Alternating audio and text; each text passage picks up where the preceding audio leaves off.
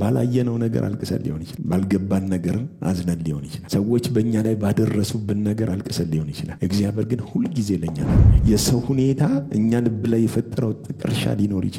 አስለቅሶን አዝነብቶን ብዙ ነገር ፈጥሮብን ሊሆን ይችላል። መከዳት በህይወታችሁ ላይ መክሰር፣ እምነት ብዙ ነገር ይፈጠራል። እዚህ ምድር ላይ ስለሆነ በሰው ዘንድ ወይም በሰው ህይወት የሚገጥሙት ነገሮች ሁሉ ይገጥሟል። እነሱ የሚገጥሙ ነገሮች የእግዚአብሔር ማንነት አይቀይሩ። በዛ ነገር ተሰምተው ልታለቅስ ትችላለህ፣ ግን መጽናኛ እሱ ነው። ኢቭን ስታዝን ልብ ሲሰበር ጠጋኝ እሱ ነው። የተጠቁትን ነፃ የሚያወጣው እሱ ነው። ልባቸው ያዘነውን የሚያጽናናው እርሱ ነው። ዛሬም ልባቸው የወደቀባቸውን የሚያነሳው ማን ነው? እርሱ ነው። በመለኮት አሰራሩ ጣልቃ ገብቶ ወደ መስመር የሚያስገባ ማን ነው? እርሱ ነው። ስለ ስሙ ሲል በጽድቅ መንገድ ይመራኛል። ዛሬም እግዚአብሔር መሪያችን ታማኝ ነው። በህይወታችን እግዚአብሔር ምንድነው?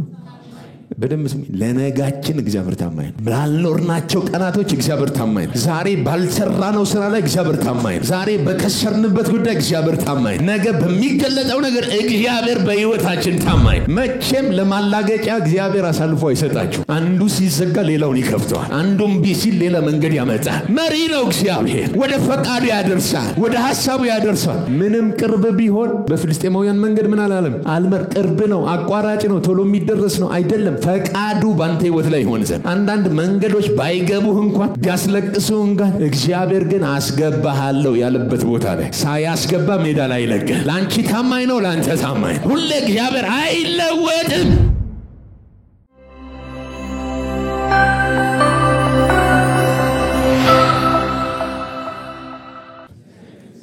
ሮሜ መጽሐፍ ምዕራፍ 11 ሁላችንም እናውጣና ምዕራፍ 11 ብለን ረገጥ አድርገን በጋራ እናነባዋለን። ከቁጥር 1 እስከ 10 ድረስ ያለውን 1 3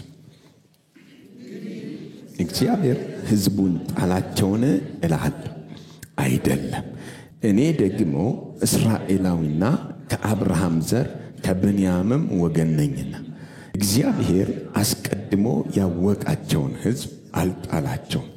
መጽሐፍም ስለ እስያስ በተጻፈው የሚለው በእግዚአብሔር ፊት እስራኤልን እንዴት እንደሚከስ አታውቁምን?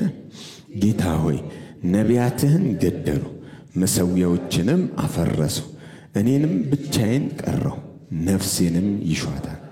ነገር ግን አምላካዊ መልስ ምን አለው?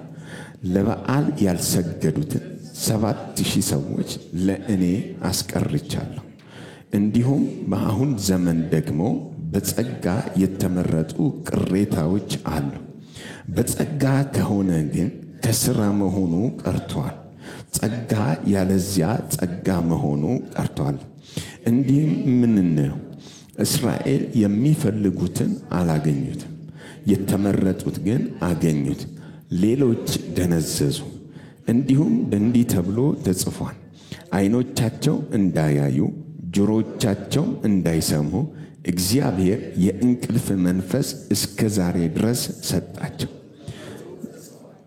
ዳዊትም እንዲህ ብሏል፣ ማዕዳቸው ወጥመድና አሸክላ ማሰናከያ ፍዳም ይሆንባቸው። ዓይኖቻቸው እንዳያዩ ይጨልሙ፣ ጀርባቸውን ዘወትር አጉብጥ። አሜን። ባለፈው ሳምንት ምዕራፍ 10ን አይተን ጨርሰን ነበር የወጣው። ቁጥር 21 ላይ እግዚአብሔር ስለ እስራኤል ሕዝብ ግን የሚናገረውን ነገር ምን ብሎ ነበር? ቀኑን ሁሉ ወደማይታዘዝና ወደሚቃወም ሕዝብ እጆቼን ምን አደረኩኝ? ዘረጋሁኝ ብሎ ለእስራኤል ያለውን ሐሳብ፣ ለእስራኤል ሕዝብ ያለውን ዕቅድ እግዚአብሔር ሲናገር እናየዋለን። እንግዲህ እምነት ከመስማት መሆኑን መስማት ከእግዚአብሔር ቃል መሆኑን እያወራ መጥቶ ባይሰሙ ነው ወይ ይላለው። ግን ሰምተዋል፣ ስላላመኑበት ነው። ምን እያረጉ ነው አለ? ሰምተው እየተቃወሙ እምቢተኝነት ስላለ ነው እንጂ ሳይሰሙ ቀርተው የሚነግራቸው ጠፍቶ አይደለም። ስለዚህ የእስራኤል ሕዝብ በእምቢተኝነት በልበ ደንዳናነት የተመረጠላቸውን እግዚአብሔር ያየላቸውን ያዘጋጀላቸውን የመዳንን ወንጌል አልተቀበሉትም፣ ገፉት አለ። እነሱ ጋር በልብ መደንደን ሲገፉት በእነሱ አለመታዘዝ ለአሕዛብ ምን ሆነ? መዳን ሆነ። አሕዛብ ሕዝብ አይደላችሁም የተባሉ ነበሩ። ሕዝብ አይደላችሁም በተባሉት በዚያው ባሉበት ስፍራ ደግሞ አይደላችሁም ያሉት ራሳቸው የሕያው እግዚአብሔር ልጆች እንዲሉ ተደረገ። ላልፈለጉኝ ምን አልኩኝ ተገኘሁኝ ብሏል እያለ ይመጣል። እንግዲህ ጳውሎስ ሙግቱን እያቀረበ ይመጣና ምዕራፍ 11 ላይ ሲመጣ እንግዲህ እንዲህ ከሆነ እግዚአብሔር ሕዝቡን ጣላቸውን፣ አስቀድሞ የመረጣቸውን፣ አስቀድሞ የጠራቸውን፣ አስቀድሞ ያያቸውን፣ አስቀድሞ ፕላን ውስጥ እግዚአብሔር ከቷቸው የነበረ የተመረጡት ሕዝቦች እስራኤላውያንን እግዚአብሔር ጥሏቸዋል ማለት ነው። ምክንያቱም የነሱ አለመታዘዝ መዳን ለማን አምጥቷል ነው ያለው? ለአሕዛብ የድነት ምክንያት ሆነዋል ያለ። በልባቸው ላይ ደግሞ እግዚአብሔር ምን አድርጓል ብሎናል? ልባቸው እንዲደነትን በአንዳንድ ቦታ ድንዛዜን አድርጓል ብሎናል። ስለዚህ ፈርዖንን ለክብሬ አስነሳውህ ልቡንም አደነደንኩት እንዳለ የሚወደውን ይምረዋል፣ የሚወደውን ደግሞ ይልከኛ ያደርገዋል ብሎናል። የሚወደውን ምን ያደርገዋል? ይምረዋል። የሚወደውን ደግሞ ምን ያደርገዋል? እልከኛ ያደርገዋል። አንድ ጥቅስ በብሉይ ኪዳን ላይ ያለ ቃል ምን ይላል? ኤግዛክት ቦታውን አላስታውሰውም። እግዚአብሔር ከቅኖች ጋር ቅን ነው፣ ከጠማማዎች ጋር ደግሞ ምንድነው ይላል? ጠማማ ነው የምትል ቃል አለች። እና በጣም ሰው የመጨረሻ ጠማማ ሲሆን በመጥመም ከፈለክ ይበልጣል። ይበልጣል ማለት ተጣሞ ሳይሆን ያንተን የመጨረሻ የትዕቢትህን ጥግ፣ የልከኝነትን ጥግ፣ የጠማማነትን ጥግ እግዚአብሔር ፍቅር ሆኖ ያስጨርሳል። አንተ ያልቅብሃል፣ እሱ ግን አያልቅበትም። አንተ ትጨርሳለህ፣ እሱ ግን ይቀጥላል። ያንተ መጨረሻ የእሱ እጅ ላይ መውደቅ ይሆናል። እና ከጠማሞች ጋር ጠማማ ይሆናል ማለት ናንግደው ምናምን ብሎ ተንኮል ያስባል ሳይሆን ሰዎች በጠመሙ ልከኛ በሆኑ በተበቱ ቁጥር የእግዚአብሔር ምሕረት፣ የእግዚአብሔር ቸርነት፣ የእግዚአብሔር ፍቅር በስቶ መጨረሻ ላይ አንተ ምንም መሆንህን ምን ያደርግሃል? በቸርነቱና በምሕረቱ ፓራላይዝ አድርጎ ሽባ አድርጎ ያስቀምጣል። መጨረሻ የእሱ አይነት መሆን ስለሆነ አንተም ልክ እንደሱ ሌሎችን የምትታገስ የምትምር እንድትሆን እግዚአብሔር በብዙ ጸጋ ሰዎችን ምን ያደርጋል? ይታገሳል። በምህረቱ ይታገሳል፣ በፍቅሩ ይታገሳል። አሁንም የእስራኤል ሕዝብ እምቢ በማለቱ እግዚአብሔር አይቀየርም። እነሱን መውደድ አያቆምም። እነሱን መጥራቱን አልተጸጸተም። ለነሱ ባካፈለው ጸጋ አሁንም እግዚአብሔር ታማኝ ነው። ታማኝ ያልሆኑ እነሱ ናቸው እንጂ እግዚአብሔር ታማኝ ነው። ልድገመው። የሰው አለመታመን የእግዚአብሔርን ታማኝነት ምን አይለውም? አይቀይረውም። ባለፈው ምዕራፍ 3 ላይ ትዝ ይላችኋል፣ አይተን ነበር። እንግዲህ ሰው ሁሉ ውሸተኛ ይሆን፣ እግዚአብሔር እውነተኛ ይሆን። ሰው ሁሉ ምን ይሁን? ወደ ፍርድ በገባህ ጊዜ አይደለም ይላል እንድትረታ ሰው ሁሉ ምን ይሁን? ውሸታም ይሁን፣ እግዚአብሔርስ እውነተኛ ይሁን። እንግዲያስ በእኔ ውሸት እግዚአብሔር ለክብሩ ከላቀ፣ እግዚአብሔር የባሰ ከከበረ እስካሁን ለምን እኔን እንደ ኃጢአተኛ ምን ያርገኛል? ይወቅሰኛል ብሎ ነው እንደ ሙግት። ምክንያቱም የኔ ውሸት ነው የሱን እውነተኝነት የሚያበዛው። የኔ ኃጢአተኝነት ነው የሱን ጸጋ እንደገና ምን ያደረገው? ያጎላው። ስለዚህ እኔን ኃጢአተኛ ነህ ማለት አይችልም። እግዚአብሔር የበለጠ ምን አድርጌለታለሁ? የሱን ጸጋ እንዲጎላ፣ ምህረቱ እንዲጎላ እንዲታይ አድርጌለታል። የኔ ውሸት የእግዚአብሔርን እውነተኝነት አረጋግጦለታልና እግዚአብሔር እኔን መፍረድ አይችልም፣ በእኔ ላይ መውቀስ አይችልም በእኔ ላይ የሚል እሳቤ ነው እንደ ሙግት የሚያመጣው። በሰው ጭንቅላት ውስጥ ያለውን አወጣና አይደለም እኮ አለ። ከመጀመሪያም ውሸታም ነህ እና ከመጀመሪያም ችግር ያለብን፣ ከመጀመሪያም ኃጢአተኛ ነህ፣ ከመጀመሪያም በውድቀት ውስጥ ነው ያለው። ነገር ግን እግዚአብሔር ያንተን ውሸት በምህረት ተገልጦ፣ በፍቅር ተገልጦ፣ በመታገስ ተገልጦ፣ በእውነተኛ የማዳን ስራው ተገልጦ አንተ ውስጥ ያለው ከሱ ጋር ምንም የማይመጣጠን እንደሆነ ነው ያሳየው። አሁንም የእስራኤል ሕዝብ የሚወደውን እልከኛ ያደርገዋል ያለ። ትዕቢተኛ ሆነው እልከኛ ሆነው መሲሁን እምቢ ማለታቸው እግዚአብሔርን ታማኝ ከመሆን ለነሱ አይከለክለውም።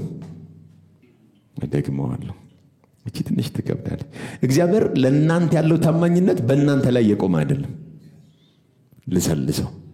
የእግዚአብሔር ታማኝነት በእኛ ሁኔታ ላይ፣ በእኛ ችሎታ ላይ፣ በእኛ ጽድቅ ላይ፣ በእኛ ጸሎት ላይ እኛ የለንበትም። የእግዚአብሔር ታማኝነት ላይ ልጸልሰው አሁን ለምሳሌ ጳውሎስ ለጢሞቴዎስ ሲጽፍለት ምን አለ? ሊታመን የተገባው እውነተኛ ወንጌል የእውነት አምድ የሆነ የእግዚአብሔር ቤት የሆነ መሰረት የሆነ በስጋ የተገለጠ በስጋ ምን ያለ የተገለጠ ከሙታን የተነሳ በመላእክት የታየ ለአሕዛብ የተሰበከ ድንቅ ኢየሱስ አለናል። ብናምነው መልካም ነው አለ። ባናምነው ግን እጥፍ ብሎ እሱ ይሄዳል አይልም። እሱ የታመነ ሆኖ ይኖራል። ለምን ስትሉት ራሱን ሊክድ።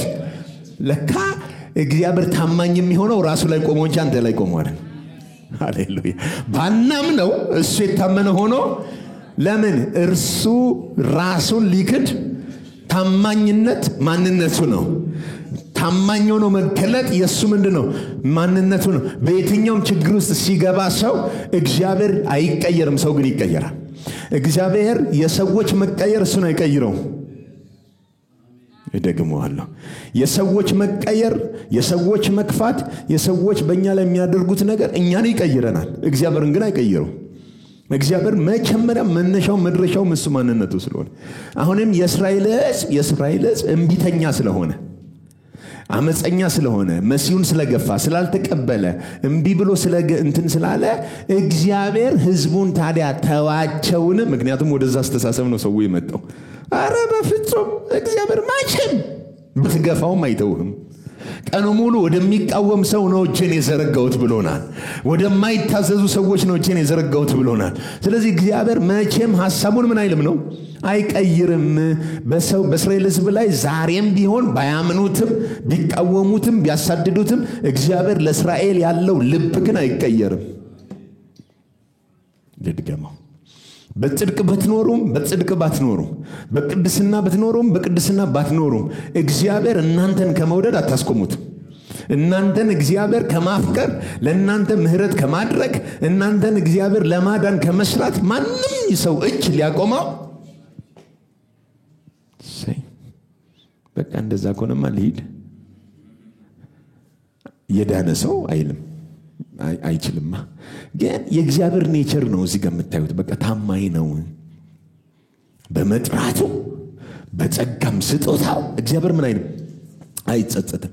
እግዚአብሔር ታዲያ ልከኛ ካረጋቸው ትቷቸው ነው ማለት ነው እያለ ነው በሌላ ቋንቋ። የሚወደውን ልቡን ካደነደነ ፐርፐዝሊ ከሆነ ያደረገው ምን አይደለም። እምቢተኝነታቸው ልከኝነታቸውን መግፋታቸውን እግዚአብሔር ለመቤዠት ስራ ተጠቀመበት። እናንተ እምቢ ስላላችሁ በቃ እኔ ሐሳቤን ቀየርኩ አይደለም ያለው። የነሱን እምቢተኝነት አሕዛብ እንዲካተቱ ተጠቀመበት። እግዚአብሔር የሆነች ክፍተት ክፍተር እንጂ የሆነች ነገር እድል አመቻችለት እንጂ ይጠቀምበታል ለማዳን። አዛማጋቲካስ አንተን ተጠቅሞበት ደግሞ አይጥልህም። እስክትመለስ ደግሞ ሐሳቡን አይቀይርም። አንተ እስክትመለስ ግን ሌላውን አይተውም። አንተ እስክትመለስ ሌላው ጋር ይሄዳል፣ ያድናል፣ ይታደጋል፣ ይሰራል። ብንን ስትል ያስገባሃል። መቼም ላንተ ያለው ልብ ሃሌሉያ እድሉን ተጠቀመበት እግዚአብሔር። የነሱን እምቢተኝነት አሕዛብ በወንጌል ድነት ውስጥ እንዲካተቱ ለአሕዛብ መዳን ምክንያት ሆናል። አሁን በሰዎች ጭንቅላት ውስጥ የእግዚአብሔር ሚስጥር የእግዚአብሔር አሰራር ትንሽ ይከብዳል። ወደ ታች ኔክስት በደንብ እናየዋለን። አንድ ነገር እንድታውቁ ወዳለው አለ ሚስጥር ነው ያለው ጳውሎስ። ቁጥር 25 እስኪ አንብበልን። 25 ምን ይላል? ወንድሞች ሆይ እሺ ልባሞች ሆናችሁ እንዳይመስላችሁ። ስሙት፣ ልባሞች ሆናችሁ ስፔሻል አሪፍ ሆናችሁ እንዳይመስላችሁ። እሺ ይህን ሚስጥር ታውቁ ዘንድ እወዳለሁ። ምኑን? ሚስጥር ታውቁ ዘንድ ምን እላለሁ? እወዳለሁ። አሁን በጥንቃቄ ስሙት። ጳውሎስ በቃል ውስጥ በመልእክቶቹ ውስጥ ምስጢር ብሎ ብዙ ጊዜ አውርቷል። ያወራቸው ምስጢር አስቀድሞ በእግዚአብሔር ተሰውሮ የነበረ ከዘላለም ከትውልዱ ተሰውሮ የነበረ አሁን ግን የተገለጠውን ምስጢር ብሎ ያወጣው ክርስቶስ ኢየሱስ ነው። አሁን ግን ከዛ የሚለይ ምስጢር ነው። አንድ ነገር እንድታውቁ እወዳለሁ ይላል።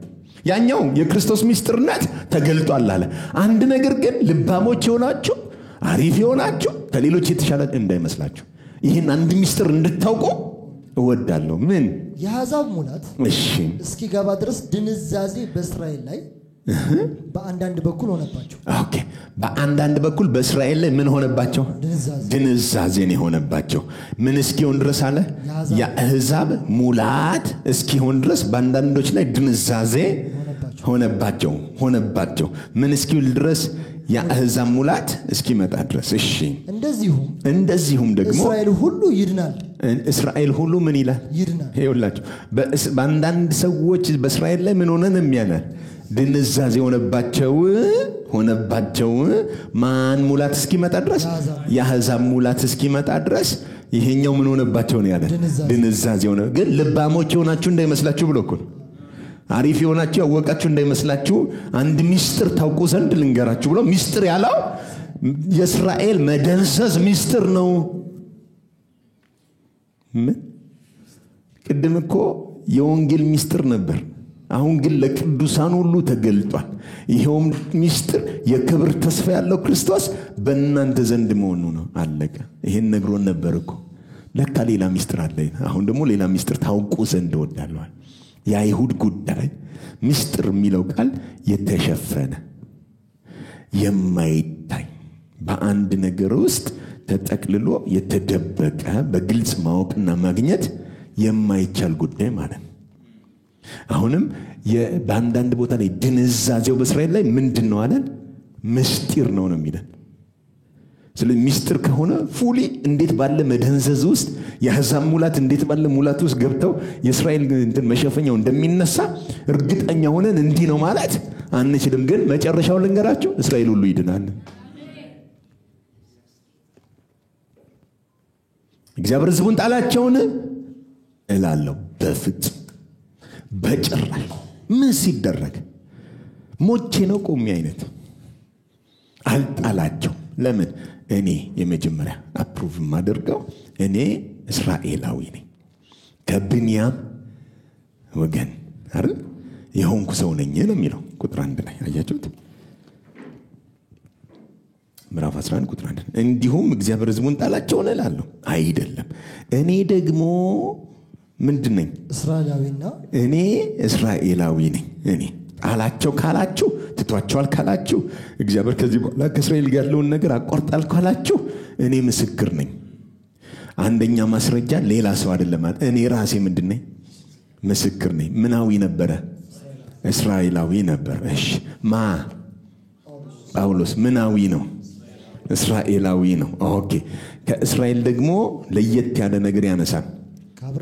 ከአብርሃም ዘር ከቢንያም ወገን ደግሞ ይኸውላችሁ እስራኤላዊ የአብርሃም ዘር ደግሞ የማን ወገን? ቢንያም ታውቁታላችሁ? የመጨረሻው ልጅ ነው አይደል? ቢንያም የዮሴፍ ወንድም ነው። እጥፍ በረከት ያገኘው ነው። የተመረጠ ነው። የተወደደ ነው። በጣም ስፔሻል ነገር ያገኘው ዘር ነው ይሄ ቢንያም። እስራኤልን እግዚአብሔር እንዳልተወ እግዚአብሔር እስራኤልን እንዳልጣለ ማሳያ ሌላ ጋር እንዳትሄዱ እኔ ላስታውሳችሁ። ቆይ ማን እንደሆንኩኝ እኔ በደማስቆ ደብዳቤ ይዤ ጌታን ኢየሱስ ክርስቶስን ልቤን አደንድኜ ሂዱ ጣብዬ ከሰፈር የማባረር ነበርኩኝ። እስራኤልና እኔ አንድ ነን።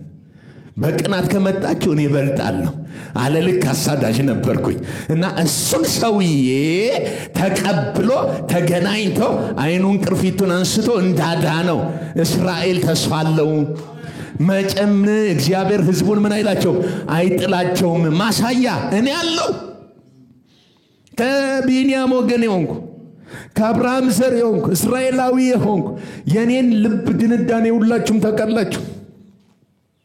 ሌላ ጋር እንዳትሄዱ። ምን አይነት ክፉ ልብ እንደነበረኝ፣ ምን አይነት አመፀኛ ልብ እንደነበረኝ፣ ምን አይነት እግዚአብሔርን በማያቅ ለእግዚአብሔር እየቀና ለእግዚአብሔር እየሰራ ግን እግዚአብሔርን የተላለፈ ሰው ከፈለጋችሁ እኔ ነኝ።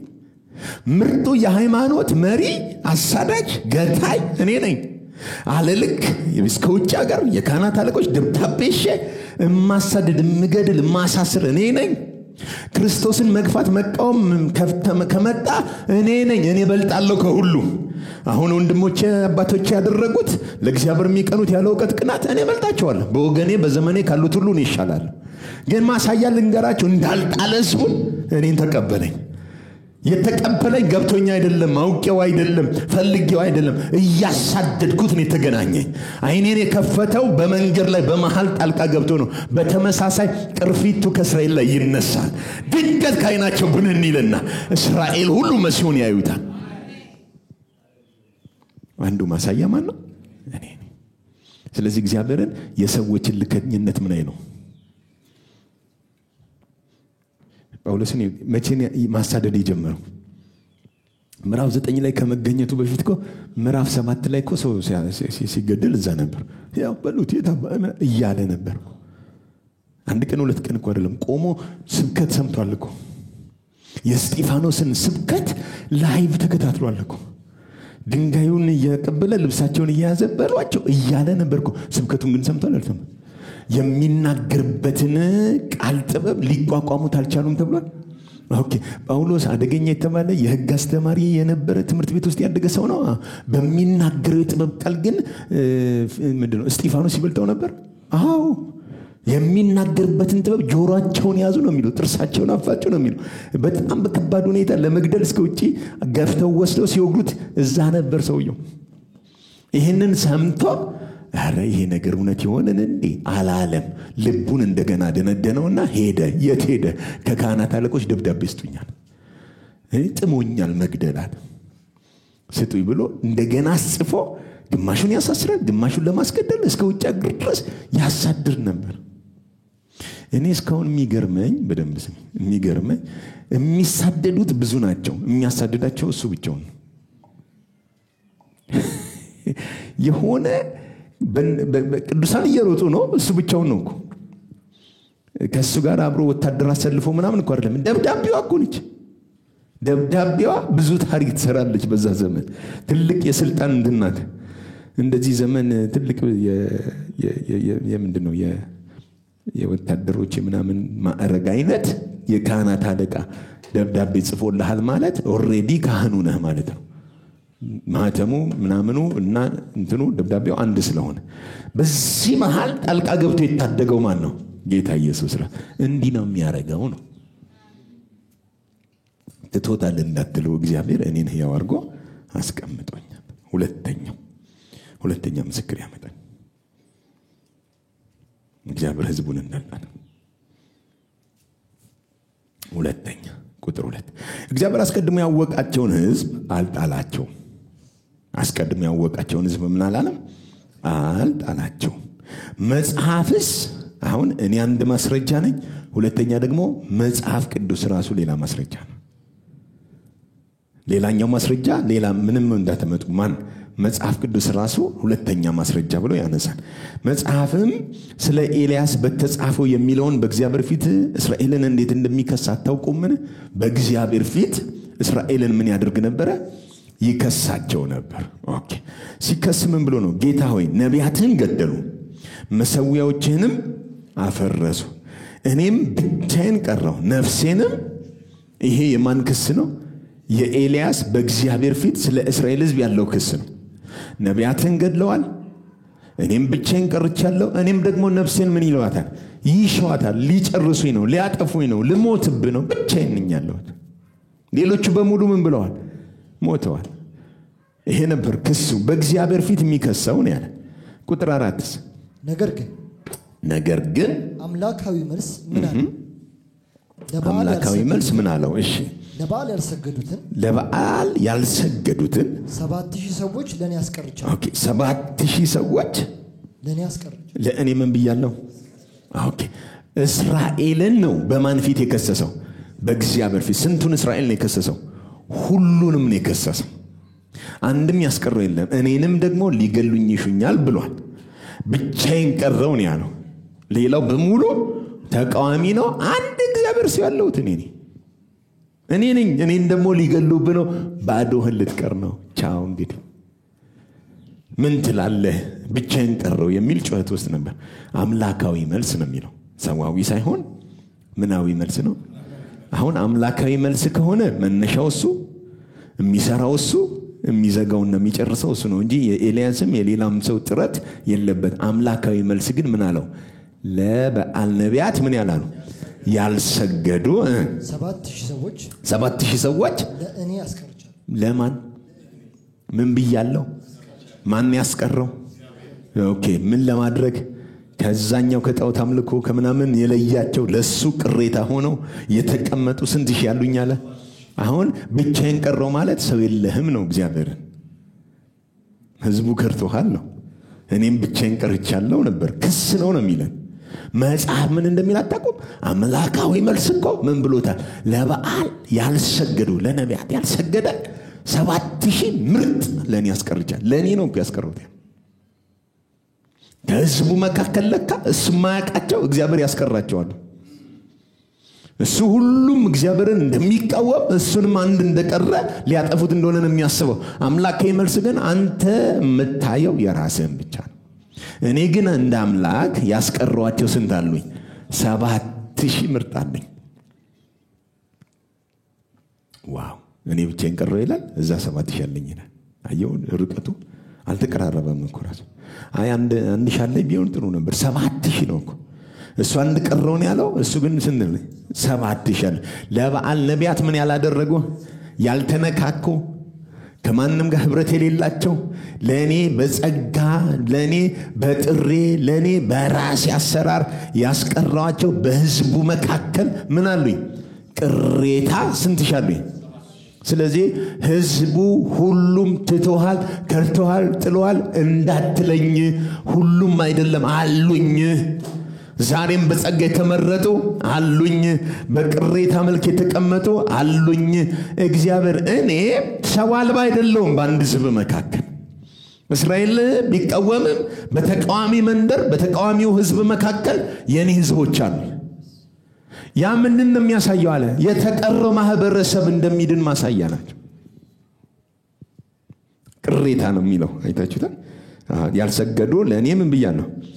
አስቀርቻለሁ ነው ያለው። ካስቀራቸው ህዝቡ መካከል እግዚአብሔር ሰው አለው ማለት ነው። ሁሉም አይደለም። እግዚአብሔር ሁሉንም ጥሏል ከሆነ እግዚአብሔር 7000 አይኖረውም። ጥሏል ከሆነ እግዚአብሔር በእስራኤል ምንድነው ጳውሎስም መዳን የለበትም፣ ምክንያቱም ሁሉንም ትቷል። አሁን ግን እግዚአብሔር ህዝቡን እንዳልተወ ቀኑ ሙሉ ወደሚቃወም ወደማይታዘዝ እጆቹን ምን አድርጓል? እግዚአብሔር ዘርግቷል። ቀን ሙሉ ነው የሚለው 24 ሰዓት እጁን ዘርግቶ በማንኛውም ሰዓት ዌልካም ብሎ ለመቀበል ለህዝቡ ያለው ልብ እግዚአብሔር ምን አላለም? አልተቀየረም። እግዚአብሔር ዛሬም ታማኝ ነው። እግዚአብሔር በተናገረው ቃል ላይ ምን ያለ ነው?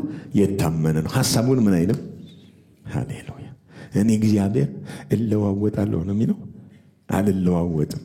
አልለወጥም። ስለዚህ እናንተ ያዕቆብ ልጆች ምን ያላችሁ አይደላችሁ? የተተዋችሁ የጠፋችሁ የሞታችሁ ምናምን አይደል። እኔ እግዚአብሔር ምን ስለ አይደለሁ። እሺ አሁን ልጠይቅ። እኛ ስንጸልይ ምን እንላለን? አንተም ገፋብኝ ታውከኝ አንተ አይደለም ምን ነው ስንጸልይኛ እኮ በቃ አንተም ጨከንክብኝ አላያልከኝ ታውከኝ። እግዚአብሔርስ 7000 አለኝ። አምላካዊ መልስ ስንት ሺህ አለኝ? አንተ ይተዋል የሚል ሐሳብ ያለ ማለት ነው። እግዚአብሔር ምን ያደርጋል? ይተዋል፣ ይጥላል፣ ይረሳል የሚል አስተሳሰብ ብዙዎቻችን ጭንቅላት ውስጥ የሚጮህ ነገር አለ። እግዚአብሔር በሁኔታ ስለምንመዝነው ነው። በሁኔታችን ስለምንመዝነው ነው። እግዚአብሔር እንደተወን የሚሰማን ሰዎች ካላችሁ የምስራች ዛሬ ጌታ እንዲህ ይላችኋል፣ አልለወጥም። አንተ በተወኝም እኔ ግን ምን አልልህ አልተውህም። እስከ መጨረሻው አሳድጄ የራሴ ያረጋለሁ። እኔ እግዚአብሔር ምን አልልም። አሁንም ጳውሎስ ሊያስረዳ ሙግት አድርጎ ያመጣው ምን ነው? በደንብ ስሙኝ። እግዚአብሔር መቼም በህዝቡ ላይ ያለውን ሐሳብ ለምሳሌ ኢየሱስን ይሁት ጴጥሮስ ታንኳውን አውሶት አገልግሎ ኢየሱስ ሲጨርስ አሳ ሞልቶን ይሰጠው ጀልባውን ተጠቅሞ ሲጨርስ እኮ በልቻው ምናምን አይደለም ያለው። እሱ ፈልጎ ያጣውን ነገር ባርኮ ሰጥቶ ነው ኢየሱስ ዞር ያለው። ኢየሱስ ተጠቅሞብህ ከዛ ይጥለ ድርገም አዳልሞቴ ነው ተጠቅሞብህ የሆነ ቀን ስታጓድል አውጥቶ የሚጥል እንጂ እግዚአብሔር የተጠቀመበትን ዕቃ መቼም ለማላገጫ ለውርደት እግዚአብሔር ፊቱን አያዞርበት። አሁንም እስራኤል ክርስቶስን ለማምጣት ተጠቅሞባታል። የአብርሃምን ዘር ተመርጦ መለኮታዊ ቃል መጥቶላቸው ድንቅ የመቤዠትን ስራ ሰርተዋል። ያንስ በእግዚአብሔር አይጥልም። ሄሎ በስጋ ከዳዊት ዘር የሆነውን ክርስቶስ እንዲመጣ ምክንያት ያደረጋቸው የመረጣቸው አስቀድሞ ያወቃቸውን ህዝቡን እግዚአብሔር መቼም ምን አይልም አይጥልም። ታማኝ ነው። እነሱ ባይታመኑ ባይሰሙትም እሱ ይሰማቸዋል፣ ባይከተሉትም እሱ ግን ይከታተላቸዋል እስከ መጨረሻው ጥግ። እግዚአብሔር በህዝቡ ላይ ያለውን ሐሳብ ምን አይልም፣ በእናንተ ላይ ያለውን ሐሳብ አይቀይርም። መቼም ይሁን ቀን ቀን ሌሊት ሌሊት እየተነሳ ብትጸልይም ባትጸልይም ላንተ ያለውን ሐሳብ እግዚአብሔር ልቡን ላንተ አንተን መውደድ አታስቆመው፣ አንተን ይቅር ማለት አታስቆመው። አንተ ማመጽ መብት ነው። ማመጽ ግን አንተን እግዚአብሔር ይቅር ከማለት አይከለክለው። ልሰልሰው ቀነሞሎ ወደማይታዘዝ ፈቃዴን ወደሚቃወምስ እጄን ዘርግቻለሁ። አሁንም እግዚአብሔር ምንድነው እያለን ነው? ታማኝ ነው። እግዚአብሔር ምንድነው? አልሰማውም። ምንድነው እግዚአብሔር? ስሙ የተጠራበትን እግዚአብሔር ያወቃቸውን አስቀድሞ የጠራቸውን ስሙን የሰሙትን ስሙ የተጠራባቸውን መቼም ቢሆን ለማላገጫ አሳልፎ መጨረሻው ውድቀት አይደለም ነው ባጭሩ።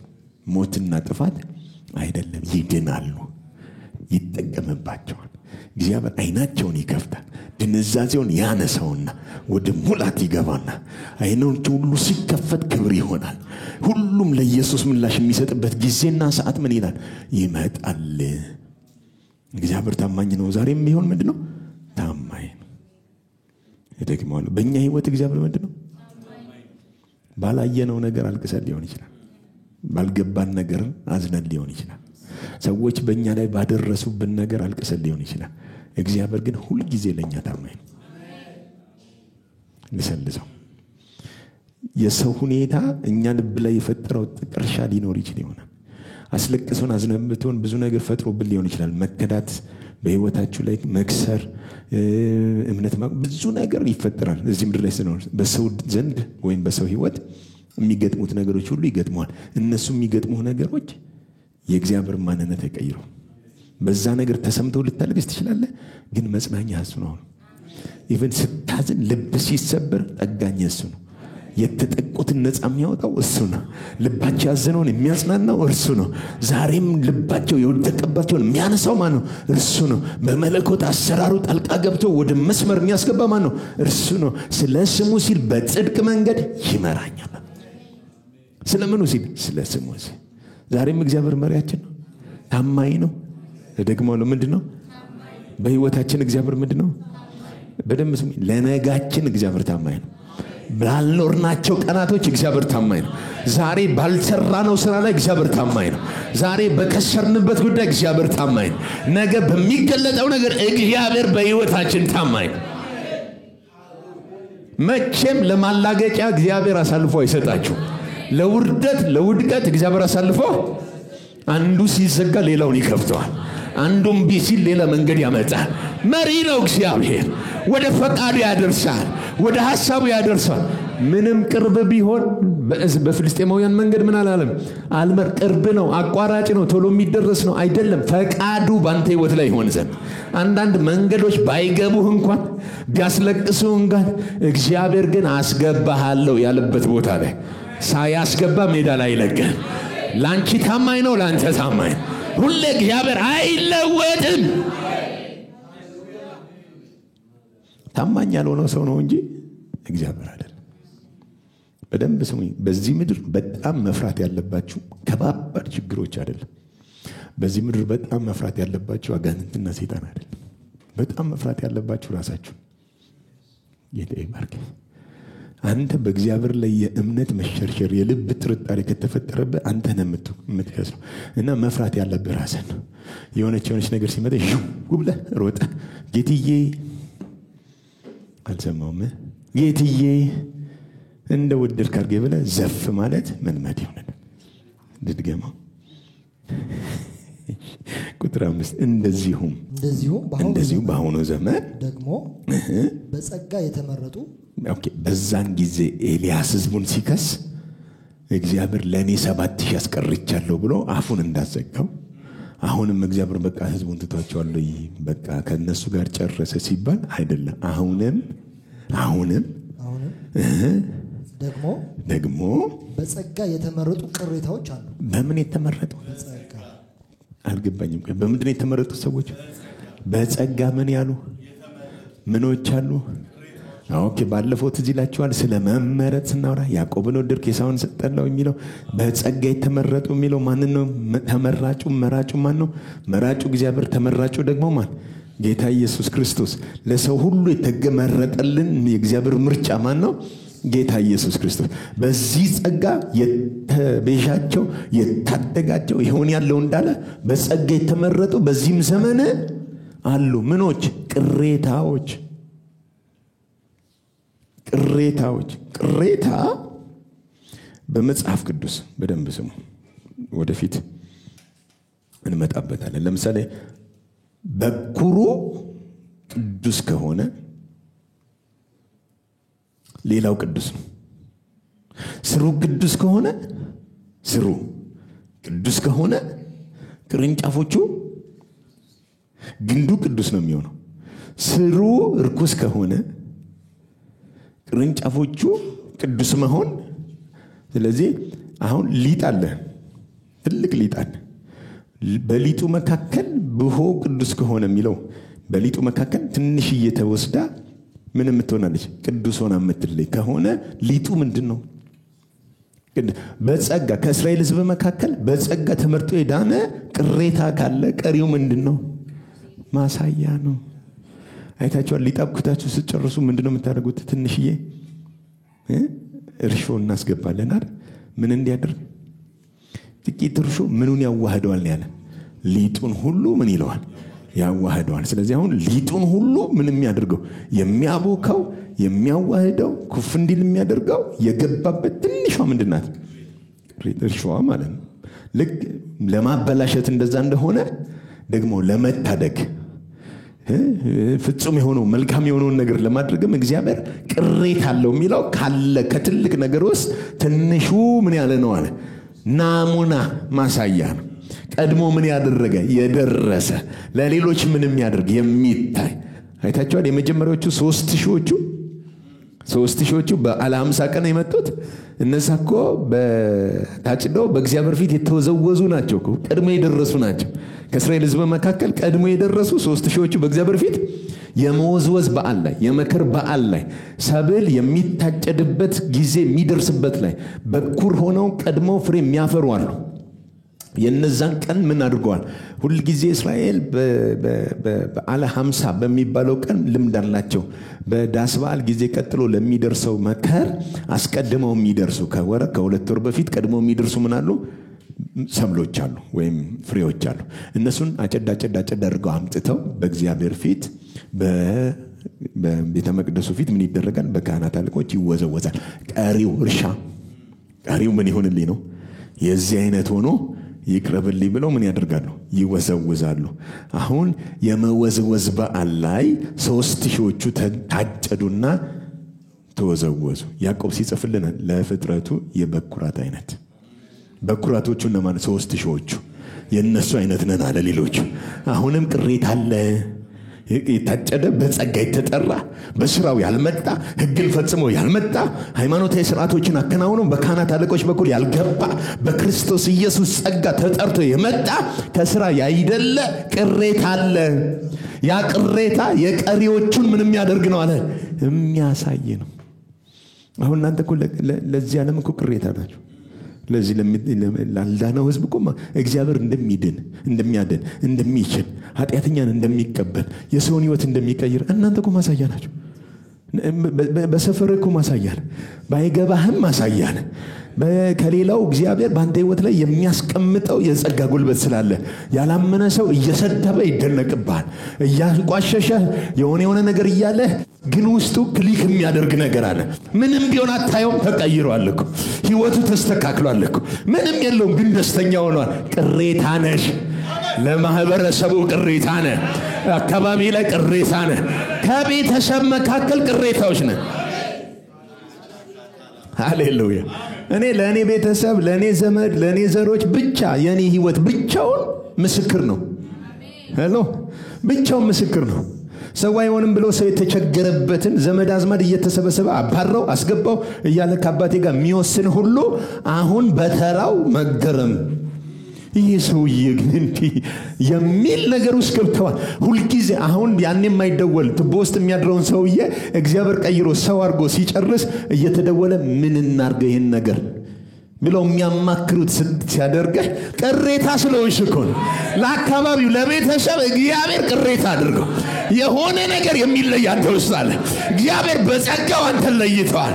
በአቅሙ ለይቶሻል። ባንቺ ችሎታ ሳይሆን በእግዚአብሔር ዘላለማዊ ጸጋ። ስለዚህ ቅሬታዎች ሁልጊዜ ለሌላው ማሳያ ናቸው። ለሌላው ሄደው የሚሰሩ ናቸው። ቀሪውን ማህበረሰብ የሚታደግባቸው።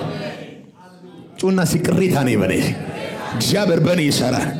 ለሌሎች ማሳያ ነኝ። ለቤቴ ማሳያ ነኝ። ለህይወቴ ማሳያ ነኝ። ለኑሮዬ ማሳያ ነኝ። ለዘሬ ማሳያ ነኝ። የኔ ህይወት ምስክር ነው በለኝ። ይሄ ህያው የሆነ ምስክርነት። ጴጥሮስ እየሰደቡ አለ ይደነቁባቸዋል፣ ይሰርባቸዋል፣ የሚያመካኙትም ያጣሉ አለ፣ ግን ይደነቃሉ አለ። የሆነ የእግዚአብሔር እጅ እንዳለ ልዩነት ያስታውቃል። እና ጳውሎስ ሙግት አድርጎ የሚያቀርበው ምንድነው? ዛሬም አታዩ መዳን ምን እንደሆነ? በጸጋ የተጨለፉትን አታዩ? እግዚአብሔር ዛሬም ታማኝ እንደሆነ፣ ዛሬም ሰውን እንደማይጥል፣ ዛሬም ሰውን እንደሚቀይር አታዩ? በስራቸው ያልመጡትን፣ በትግል ያልመጡትን ጻድቃንን፣ በጸጋ የተመረጡትን እዩ። እግዚአብሔር ሁልጊዜ ቅሬታዎች አሉት። ድድገመው። እግዚአብሔር ሁልጊዜ ቅሬታዎች አሉት። ልሰልሰው። እግዚአብሔር ሁልጊዜ ቅሬታዎች። አሁን ለምሳሌ እንደ ኢትዮጵያ ቤተክርስቲያን እኔ ቅሬታ ነኝ ብዬ አምናለሁ። ቅሬታ ነኝ። እናንተስ? ቅሬታ ነን። እኛ ደግሞ አሁን ቅሬታ ነን ብለን እኛ ብቻችን ብንማማቅ ደግሞ እግዚአብሔር ሌላ ቅሬታ አለው። ከኛ ማለት ራሱ ከኛ ሞታ ያለ ደግሞ ሌላ ቅሬታ አለው። እግዚአብሔር በዘመናት መካከል ወይኔ ተበላው የሚል አምላክ አይደለም። ዛሬም ነገም ለዘላለም ሁልጊዜ የሚችል የታመነ ለራሱ ሰው የሚቀይር ሰርቶ ማሳያ የሚያደርግ ኃጢአተኛን የሚቀበል የወደቀውን የሚያነሳ በክብር አቁሞ ሸልሞ ምስክር የሚያደርግ ሕያው እጁ የሚታይበት ቅሬታዎች 24 ሰዓት አሉት። ስለዚህ በዚህም ዘመን አለን በስራ ሳይሆን፣ በጸሎት ሳይሆን፣ በአቅማቸው ሳይሆን፣ መስዋዕት አቅርበው ሳይሆን፣ ካህናት ከሄደው ተሳልመው ሳይሆን፣ በጸጋ የተመረጡ በዚህም ዘመን አሉ። በደንብ ስሙ። እግዚአብሔር እናንተን ቅሬታ ያርጋችሁ። አንዳንድ ሰው ደግሞ የሆኑ ሰዎች ይመጣሉ ብሎ ይጠብቃል። ራስህ ተነስ። ቅሬታ ሆነ ራስህ ተነስ። ለሰፈር ለአካባቢ እኔ እየጠበቅኩ ነው። ጌታ ሪቫይቫል አስነሳለሁ ብሏል። እየጠበቅኩ ነው። ታው እንጂ መቼውን የሚለቀው? ተነስ ራስህ። አንተ ነህ ቅሬታው። የሆነ ዘመን ላይ የሆኑ ሰዎች እንዲነሱ ተስፋ አይደለም፣ ቅሬታ ነህ። እግዚአብሔር ሕያው መሆኑን ሰው የማይጥል መሆኑን ማሳያ አንተ ነህ። ቀይሮ እንደሚያቆም እግዚአብሔርን የምታሳየው ማነው? አንተ ነህ።